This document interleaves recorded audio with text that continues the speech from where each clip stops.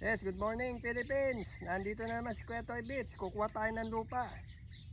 Kasi magandang lupa ito. Ito yung tinatawag nila rito sa Ilocano, Ganagan. Dito kasi dati, tinatambak yung mga na-harvest na palay. Pero ngayon hindi na, repair na. Kumakalat na yung dayami. Kaya ito na lang natitirang pwedeng pagkuhanan ng magandang lupa. Kalapatids, andito tayo sa Pilipinas ha. Good morning Philippines. Ito, kuha tayo ng lupa rito. At iuwi natin doon sa bayan. Nod-nod lang kayo ha. Yung nagtatanong ka mo ng young birds. O, yung mga nagtatanong pala ng mga young birds dyan. Sa katapusan ko pa i-breed, kinukondisyon ko mabuti para yung magiging anak nila magaganda rin. Yung mga galing sa Japan pero nagbe-breed ako ngayon yung pang sasali ko dito sa local, yung mga dati kong kalapate. Pero yung galing sa Japan, sa katapusan ko pa lang isasalang. Kaya abang-abang lang yung mga gustong mag-avail, abang-abang lang. Pinapaganda ko yung conditioning para naman di nakakahiya pagka may mga may bumili sa atin. Kaya ito, dito muna tayo habang kinukondisyon natin mga kalapate. Dito muna tayo sa farm at konting linis, kuha ng lupa, dadali natin sa bayan. So salamat. Ito, manood lang kayo. Manood kaya ako. Anong ganyan eh?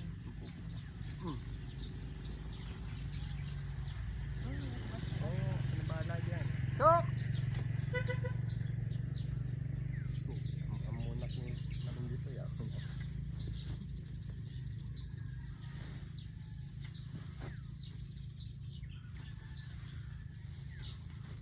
Warm up to mga kalapatids, warm up.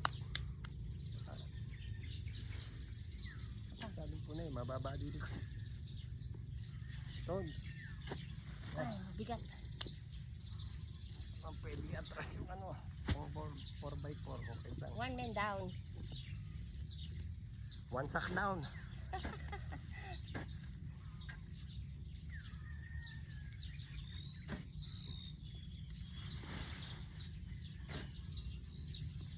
Malapit na umani dito. Kamihan na. Ang palay dito, malapit na anihin to. Mga hindi naabutin siguro ng katapusan yan. Sabi ng buha lang yan. Hindi naman, green pa eh.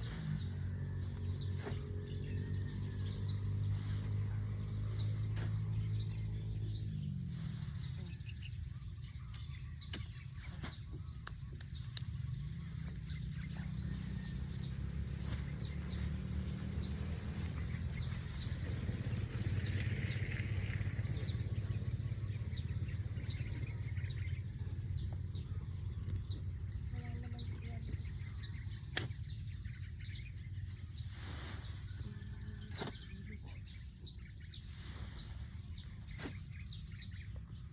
Wala ka na danakan ko na.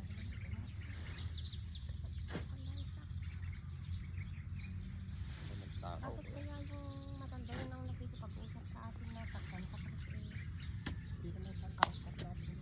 Hindi, barayin mo. Panggipi daga manang sikat ketong-tong. Kahit pa, baon yung sigad to. Balay.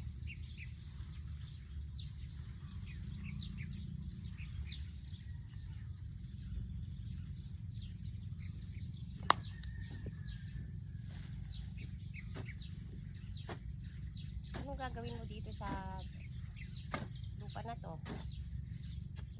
Itong kinukuha kong lupa rito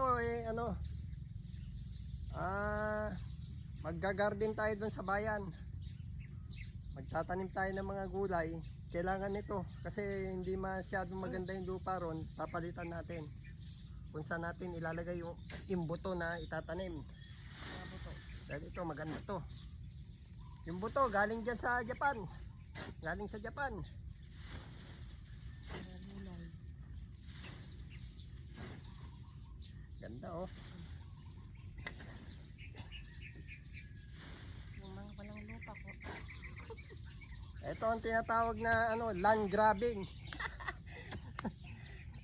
Mamaya pagdating ng tao rito, sasabihin niya may nagnakaw ng lupa, hindi niya alam, may may-ari.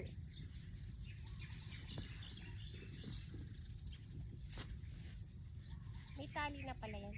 Oo, kaya nga sakto to sa pispan eh. Habang pinapaluwag yung pispan, Akala ko ba maaga si Bibi hanggang ngayon wala pa. ganun sa salita. Hindi pa yung mga nag-walking at nakalagpas na.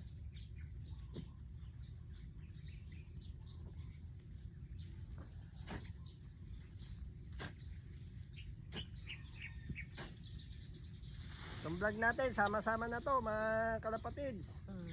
Pwede rin sa YouTube, pwede rin sa Reel, pwede rin TikTok. Bahala na kayo. Yung pagbablog pala natin ng kalapate, pinapaayos ko pa yung kulungan na kaya naman plus papapinturahan natin. Pagkatas ko pinturahan, yan, umpisan na natin Vlog. mag-update sa inyo tungkol sa kalapati naman. Kalapati talk tayo. Mag-start na ang breeding tayo. Oo. Pag-start ng breeding pairing, Nakapag-start na. kasi meron pang last batch na itlog na dala ko mismo. Good news naman, mga napisa naman sila. Ito ang gagawin natin. Tatimingan natin kung pwede nang kunin. Biyabiyahin na naman tayo Manila para kunin na yung mga last batch na mga galing itlog na Japan. Yung mga paborito yung mga Morris Gordon, Jansen, Luis Opel, saka Otto Winner. Nandito na sa Pilipinas, dala ni Kuya Toy Beach. For the first time, mag-isa lang po tayo nagpadala niyan. Walang iba, kaya pag may nagsasabing iba, kung hindi nakapag-avail sa akin, ano yun, peke yun. Kaya ingat-ingat lang sa mga Saka yung mga naninira.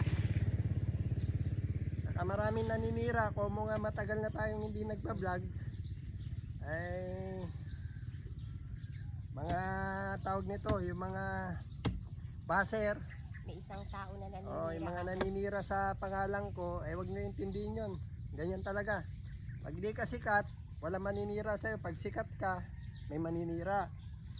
Ganun lang yun. Inggit. Pag tumaangat ka, ibababa ka. Pagka nasa baba ka, hindi ka naman nila kayang iangat. May isang tao na naninira. Oh. Pero pwedeng idemanda yun kasi vlogger ka. Lahat ng sinasabi niya puro balik. Pero mahirap pumatong sa mga ganung klaseng tao. Hindi nila alam ang batas.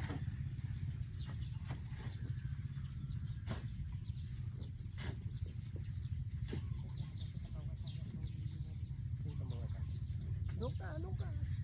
Hindi yun, sumahig ka.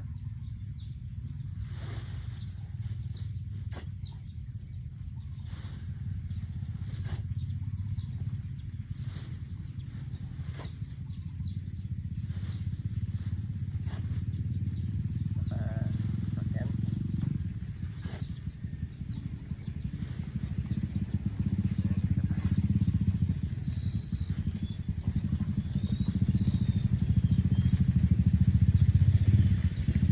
Ayun, sakyan yun, eh.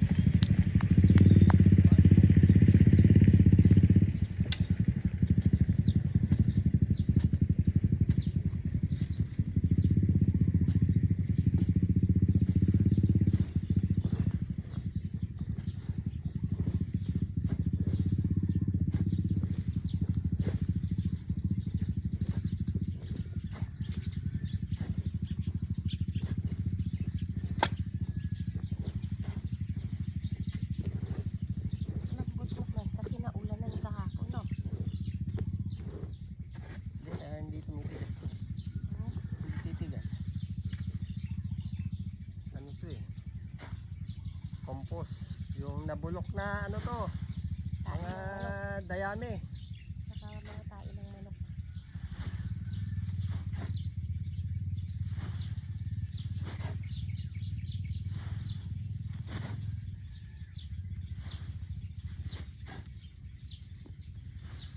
Yun nasa background pala natin mga kalapatids na malaking puno. Century tree. Ano na yan, ano na ng DNR. Bagay pinoprotektahan na nila yan. Hindi pwedeng saktan, no? Hindi pwedeng ano yun. Pinupunta ng mga vlogger.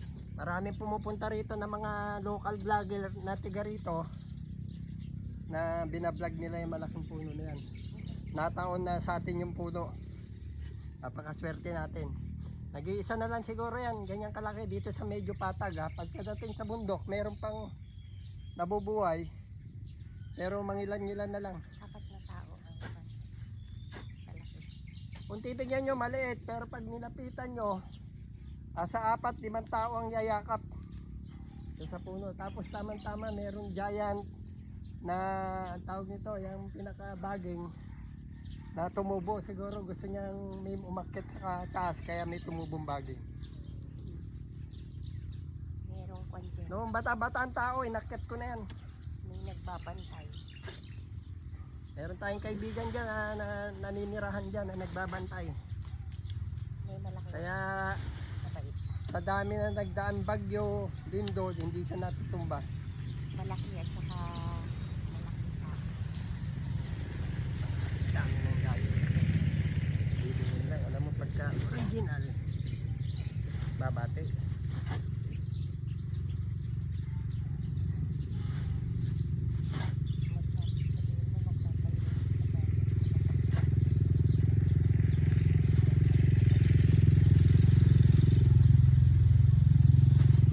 Susunod nito, medyo malinis ng konti yung bandang harapan. Doon tayo sa likod, meron tayong 3 butas na pispan dyan.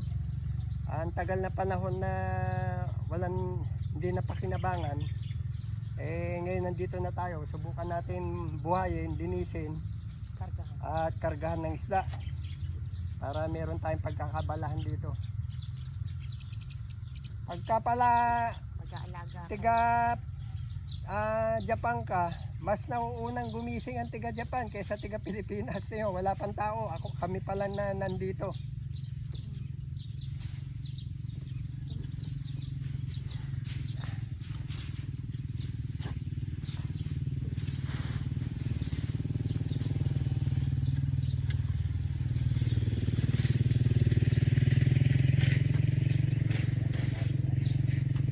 Maraming tinda ngayon, eskwela.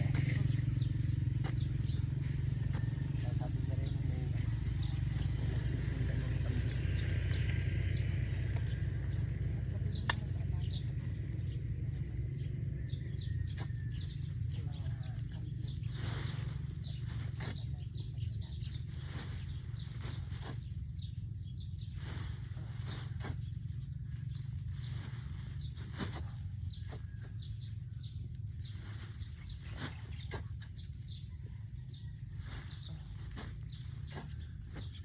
Mantik lang.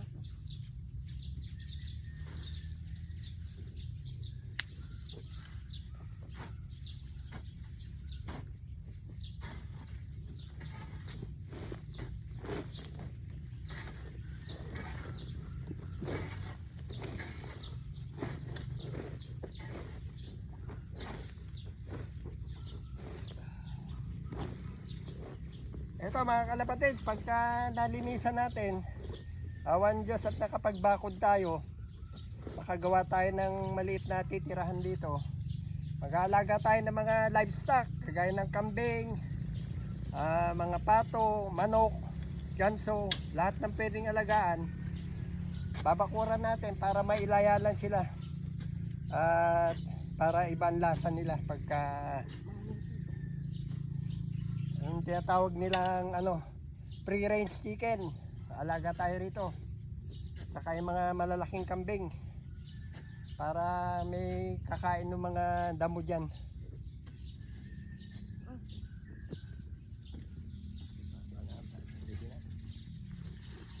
Meron pang. Dalawa pa. Dalawang sako na. Tatlo pa.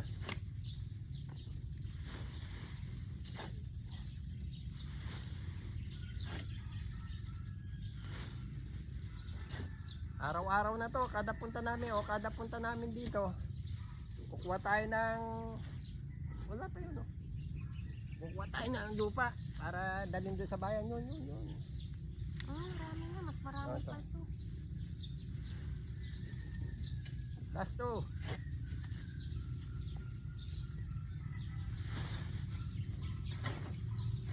Wala naman yung temyo. Sabi niya maaga siya, ayaw niyan tanghali na. Tanghali na.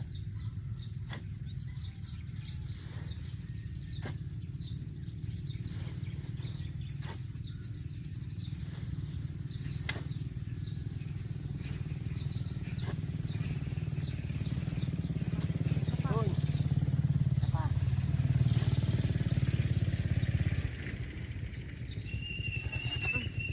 Ayun siya, oh. Ayun pa.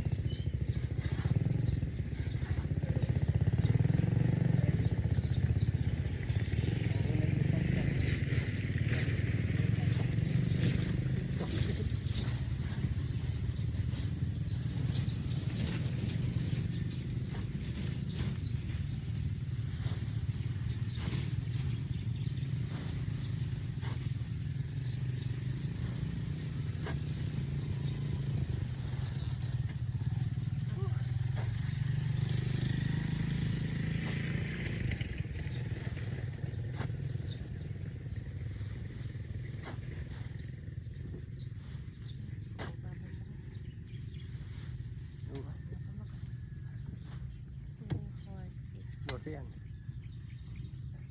So yun mga kalapatids, tapos natin kakarga, tapos kung hindi natin mahintay yung tao rito, mauna na tayo. So hanggang dito na lang mga kalapatids, ang vlog ni Kuya Toybit sa inyo, update ko sa inyo ngayon. Like, share, and subscribe na lang po. At i-share nyo para dumami tayo dun sa mga hindi pa nakakilala kay Kuya Toybit para madagdagan ang mga nakilala sa akin. Maraming salamat po. Like, share, and subscribe po para kay Kuya Toybit. Salamat po. Arigato.